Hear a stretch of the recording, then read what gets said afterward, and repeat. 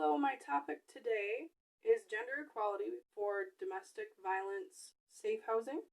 My goal is to inform you guys about the broken gender biased system in domestic violence in the current safe housing. In recent history, the current system has had no choice but to consider that we need more safe housing for men who are beaten by women, as well as safe housing for the LGBTQ community. As a society, stigmatization has left people finding their voices as single fathers, gay men, lesbian women, and many transgenders are facing an epidemic, a tragic shortage of safe housing. Here's the reason to listen, because not serving entire communities like the LGBTQ community and men that are beaten by women and all of that is giving people nowhere to escape to. There's also a lot of ignoring the problem and minimizing so many victims' rights. As a society, we fail over and over to see how deadly this situation really has become. The number of domestic violence victims reaching out for help has also drastically risen.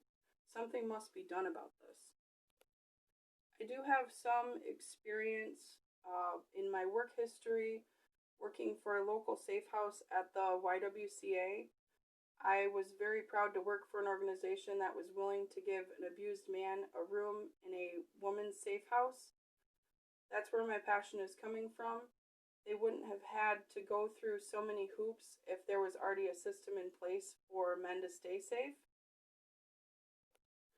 Before the YWCA made the decision to house the man within the woman's safe house, they had to go through several procedures to make sure that the women who've been impacted by men abusing them would be okay with a man staying amongst them.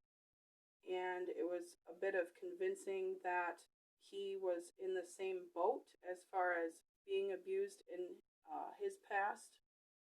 This was a very pivotal moment for me personally to realize what I want to do with the organization that I plan to create.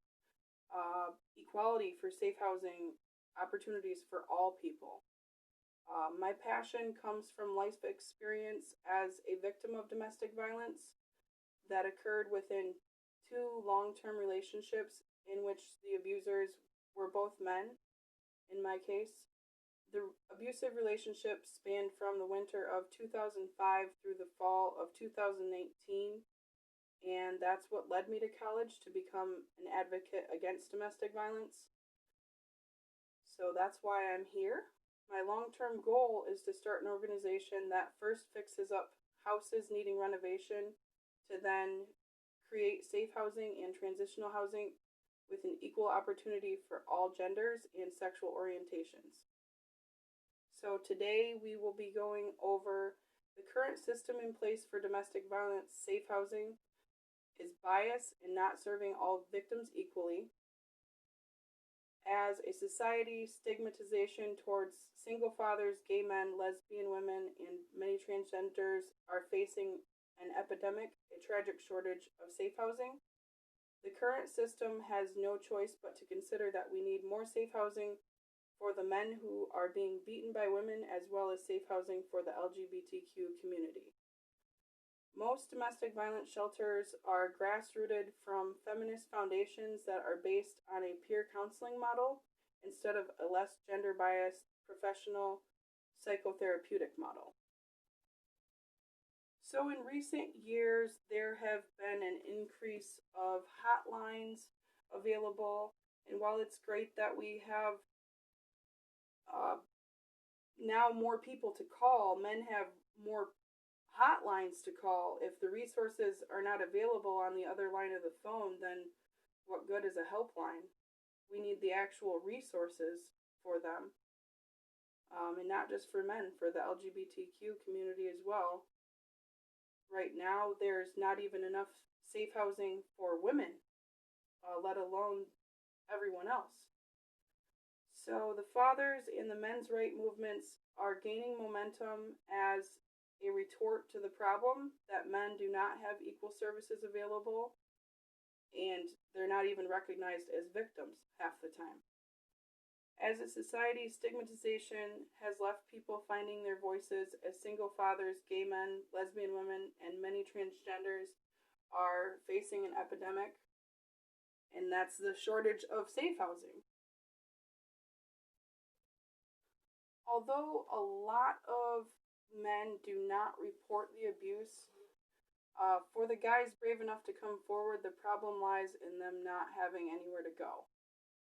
Unfortunately, the stigma prevails, and many men choose not to report the abuse because they fear they will not be believed. This, in turn, makes the statistics not even reflective of reality. A lot of programs are based on kind of a one size fits all response, and the curriculum that is taught through a single lens of women as victims, men as perpetrators, and little hope for the perpetrator rehabilitation or for family reunification. We need to ask the question, does serving male victims exclude that feminist theory, the grassroots beginning of it? Although the foundation of feminism is about equality for both genders, serving male victims does not deny or exclude the issue of women's rights.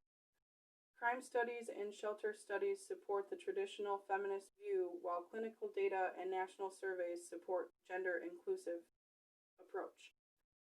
So what we can do is start coming together to support our friends, stop that stigma, and the organization that I plan to create will by no means change the entire gender or sexual orientation biased domestic violence shelter system.